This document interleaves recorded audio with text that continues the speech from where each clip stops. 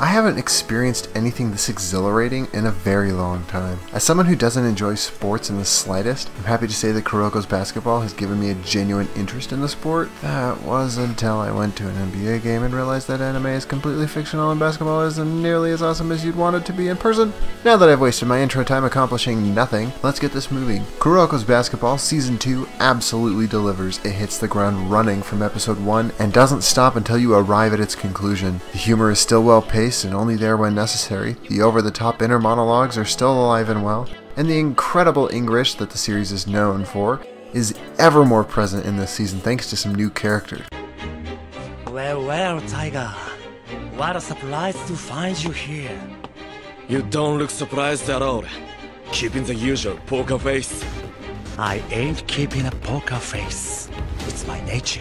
On that note, holy hell is there a lot of development in this. For a shonen sports series, I'm amazed. But for even just a standard show, there's more character development than I ever imagined there would be. Almost every character moves forward, unlike I ever imagined that they would. And finally meeting the other two members of the Generation of Miracles, Akashi Seijiro and Murasakibara Atsushi, and one of the uncrowned kings, leaves you wanting for that third season. And speaking of characters, on the top of my list would have to be Aomine and Kuroko. From season 1, Aomine is shown as a cocky villain, beating Serin and Kaijo at the end of season 1. Being as cocky as ever kind of makes him the perfect villain. On the other hand, I never expected to enjoy his character growth and watch him become a mentor of sorts to others. It was really something that was just kind of special and perfect. Kuroko continually proves to me what the love of the game really is, especially with Murasakibara being everything Kuroko isn't. Watching the dynamic of those two on the court and their past in the flashbacks is so rewarding, giving a sense of depth and enjoyment to those characters. As for Kagami, I have to give a serious round of applause to him, where I felt he was a semi-stale shonen inserted character in the early part of the first season. His story with Tatsuya had an honest connection with me. Maybe because I kind of sort of have someone like that in my life who's always kind of been my brother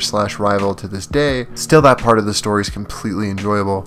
Now, one of the things that impressed me the absolute most about Kuroko's Basketball Season 2 was the level of animation difference. From the ending of episode 1 to the very first episode in Season 2, it's extremely evident that they bumped up the budget dramatically.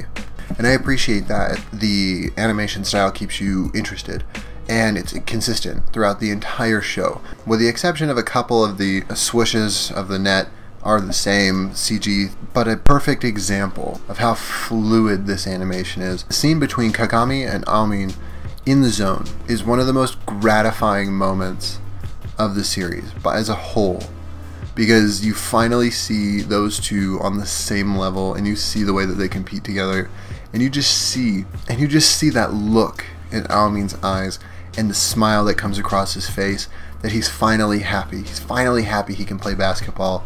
He finally has a reason to be competitive again.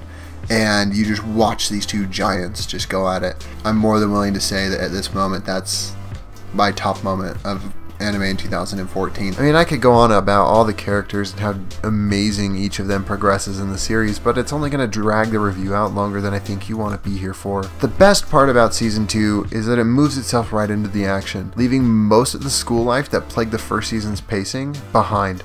Just when you thought it was going to get great, it would slow down into some boring exposition about how the coach is really bad at cooking, or that was really funny. It took away from the story. But things like this are not present in the second season, which lets us have more time on the court, and that's exactly what we're all here for. Like I said before, the story moves at a blistering pace while not making you feel stupid all at the same time and keeping you wrapped into its world. It still has its places where it slows down to have 3 to 5 people tell you how something is happening and why whichever player is doing said something is incredible.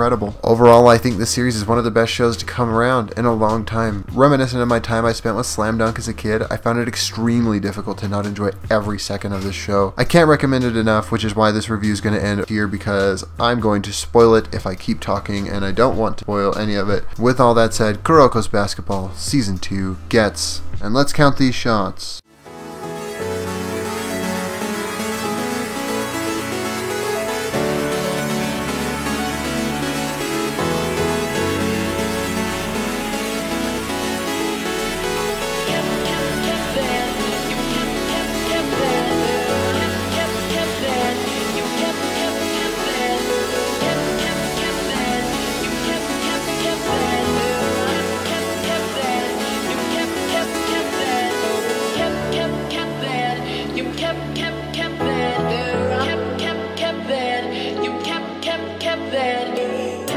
That's right.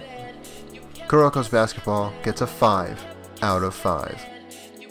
As always, thanks for watching, guys. If you want an explanation of the reviewing scale I use, I'll put a link in the description so you can check that out. Also, while you're there, feel free to find me on Twitter so we can chat about, well, realistically anything. And check out some of my other reviews here if you feel like you've been in some serious need of my voice. Not that I'm being creepy or anything. Also, as usual, feel free to drop me a comment and I will get to reviewing something for you.